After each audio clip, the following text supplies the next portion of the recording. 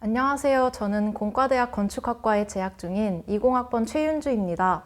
사실 저는 아직 취업 준비도 해본 적 없는 평범한 학부생이라 이런 자리에서 실패에 대해 이야기하는 것이 부담스럽기도 하고 과연 제가 이런 주제로 메시지를 전달할 자격이 있는지 고민되기도 했습니다. 저는 지난 10월 13일 세계 실패의 날을 기념하여 건화기념인 수기치인을 실현하고자 우리 대학 학생성공센터 주관으로 열린 실패작품 자랑대회에서 제 전공 공모전 실패 경험을 공유하여 최우수상을 수상한 것이 계기가 되어 이번 실패 스토리 특강에서도 학우 여러분께 조금이라도 도움이 되길 바라는 마음으로 이 자리에 서게 되었습니다.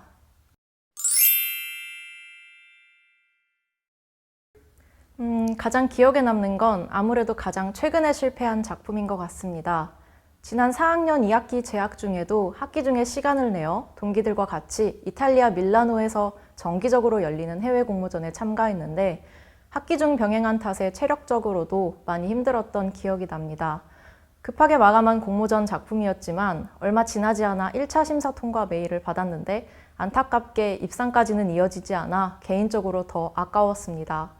한국의 건축은 실무적인 제약이 많은 편이라 다른 해외의 건축보다 디자인이나 계획 아이디어에 있어 비교적 소극적이고 정제된 경향이 있습니다. 뿐만 아니라 창의적인 설계가 가능한 학부생의 작품조차 해외 학생들과 비교했을 때 아이디어나 디자인의 결이 차분한 경우가 많습니다. 그래서 이 공모전에서도 저희 팀이 해외의 수많은 경쟁자들에 비해 적극적인 접근으로 아이디어를 내지 못했던 것이 탈락의 원인이지 않았을까 싶어 아쉬움이 남습니다. 다양한 공모전에 참여하면서 가장 큰 도전은 매번 새로운 주제와 요구사항에 맞춰 창의적인 아이디어를 발굴하고 이를 설계로 구체화하는 과정이었습니다. 각 공모전마다 조건과 제한사항이 달라 익숙한 방식에 머무를 수 없었고 항상 새로운 접근법을 찾아야 했습니다. 특히 시간과 자원의 제약 속에서 최적의 결과물을 도출하기 위해 끊임없이 고민하고 수정하는 과정이 가장 큰 도전이었습니다. 하지만 이런 도전을 통해 가장 큰 성취는 무엇보다도 스스로의 한계를 뛰어넘으며 성장하는 순간들이었습니다. 공모전에 제출한 작품이 수상하거나 예상치 못한 긍정적인 피드백을 받았을 때 느낀 성취감은 매우 컸습니다. 특히 공모전이라는 활동 특성상 정답이 정해져 있지 않고 새로운 것을 선보여야 하기 때문에 처음에는 이렇게 하는 게 맞을까 하는 두려움과 불안이 있었지만 점차 자신감을 얻을 수 있었고 지속적인 공모전 참가를 통해 새로운 도전에 대한 두려움도 많이 줄어들었습니다. 저는 어릴 때부터 도전 자체를 두려워하는 소심한 성격이었습니다. 실패에 대한 불안감이나 좌절감이 컸고 그런 감정을 저 스스로 마주하는 것조차 두려워했던 적이 많습니다. 그래서 실패를 정면으로 돌파하지 못하고 개선하지 못하는 경우도 많았는데 대학에 들어오고 공모전뿐만이 아니라 넓은 폭의 다양한 경험을 하다 보니 실패를 직면하고 스스로 객관화하는 능력을 기르면서 제 자신을 비로소 바로 마주 볼 수 있게 되었습니다. 어찌 보면 그게 가장 큰 성취인 것 같습니다. 세속적인 의미에서 솔직하게 말하자면 공모전 입상자에게 주어지는 상금이 아주 큰 동기가 되기도 합니다. 하지만 사실 상금만큼이나 큰 동기는 그 상금을 받는 순간이 아니라 그 아이디어가 진짜로 세상에 나왔을 때 느껴지는 감정인 것 같습니다. 사람들이 내 아이디어를 보고 어떤 반응을 보일지 내가 예상한 대로든 아니면 전혀 다른 방식으로든 세상과 맞닿았을 때 그 자체가 가장 큰 동기입니다. 사실 공모전에서 상을 받는 것도 너무나 큰 동기가 되지만 그 과정에서 내가 어떻게 기존의 틀을 깨고 새로운 방식으로 문제를 해결했는지도 중요하고 그게 저를 움직이게 만드는 것 같습니다. 건축 분야에서 가장 자주 쓰이는 말 중에 크리틱이라는 단어가 있습니다. 설계 프로젝트를 진행하는 경우 매일같이 전공 교수님과 주변 건축학도 선후배들 그리고 실무자의 경우 팀원들의 크리틱을 받고 이를 바탕으로 계획안을 발전시켜 가장 최적의 설계안으로 작품을 마무리하는 과정을 겪습니다.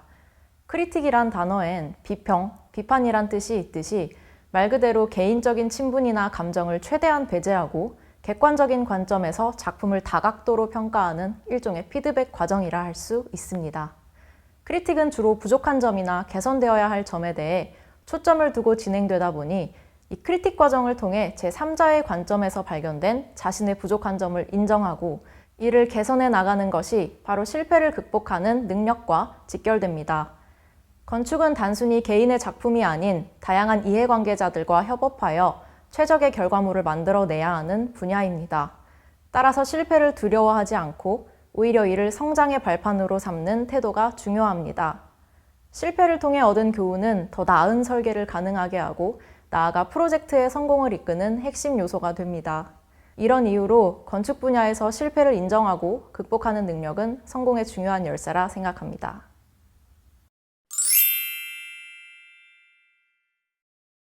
도전과 실패를 거듭하면서 본인에 대한 자기 객관화와 이성을 얻게 되고 실패에 두려워하기보다 스스로 인생의 동력을 얻을 수 있다는 것이 도전과 실패의 장점임은 분명합니다. 그러나 제가 겪었던 실패의 치명적인 단점은 다름이 아닌 실패조차 무뎌지고 또 다시 안주하게 될 수 있다는 것입니다. 인생의 쓴맛도 결국 반복되다 보면 무뎌지고 익숙해지는 게 제일 위험한 것 같습니다. 공모전뿐만 아니라 인턴 지원, 자격증 시험 등 모든 우리 또래에 경험할 수 있는 도전이라는 성격의 모든 경험에 적용되는 말입니다.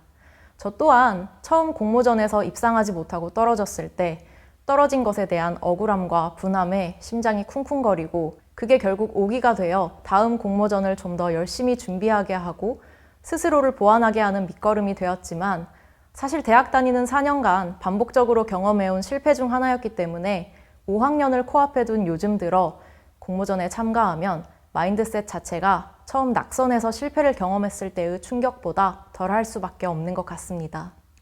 제가 말하고 싶은 것은 실패의 의미가 퇴색되는 순간을 경계해야 한다는 것입니다. 성공에 따른 자만과 안주보다 실패에 익숙해져 무덤덤해지고 안주하는 것, 그게 가장 최악이 아닐까 싶습니다. 성공에 따른 안주는 성공이라도 남지만 실패에 따른 안주는 그 무엇도 남는 게 없습니다. 하구 여러분이 도전하고 실패했던 그때 처음 받았던 그 충격, 늘 마음 깊이 새기고 오기를 가졌으면 좋겠습니다. 감사합니다.